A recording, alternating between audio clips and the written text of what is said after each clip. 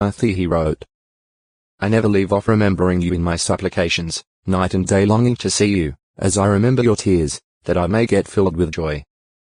For I recollect the faith which is in you without any hypocrisy. 2 3-5. Although having to contend with frequent illness, because of stomach trouble 1-5. 23. Timothy willingly expended himself in behalf of others. His fine qualities endeared him to the Apostle Paul, who very much desired Timothy's association when facing imminent death. 2-4. 6-9. Being relatively young, Timothy may have been diffident and hesitant about asserting his authority. Compare 1-4. 11-14. 2-1. 6, 7.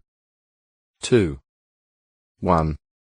This shows that Timothy was not a proud man, but appreciated his limitations. Timothy, Letters 2. 2 inspired letters of the Christian Greek scriptures addressed to Timothy by the Apostle Paul, who identifies himself as the writer in the opening words of each letter. 1-1. 1. 2-1. 1. The first letter was evidently written from Macedonia. A basis for assigning an approximate date for the composition of this letter is found in the first chapter, verse 3, which reads, Just as I encouraged you to stay in Ephesus, when I was about to go my way into Macedonia, so I do now. There is no mention of this in the book of Acts, which covers a period from the time of Jesus' ascension to heaven in 33 CE until the second year of Paul's imprisonment in Rome, about 61 CE. Accordingly, it seems that it was some time after his being released that Paul encouraged Timothy to stay in Ephesus, and then Paul apparently departed for Macedonia.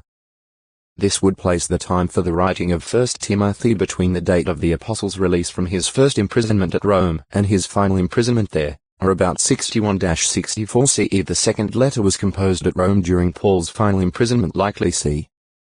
65 CE, or not long before his death. 2-1. 8, 17. 4. 6-9. Authenticity. The authenticity of 1st and 2nd Timothy is well established. All outstanding ancient catalogues, starting with the Muratorian fragment of the 2nd century CE, list both letters as canonical. Most important, these letters are in complete agreement with the rest of the scriptures and quote from them. They contain quotations from or allusions to Numbers 16. 5. 2-2. 19, Deuteronomy 19. 15. 25. 4. 1-5. 18, 19, Isaiah 26. 13. 2-2.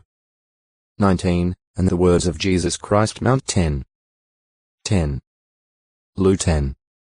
7. 1-5. 18. Noteworthy of the frequent references to faith 1-1. 2, 4, 5, 14, 19. 2. 7, 15. 3. 9, 13. 4. 1, 6, 12. 5. 8, 12. 6. 10-12, 21. 2-1. 5, 13. 2. 18, 22.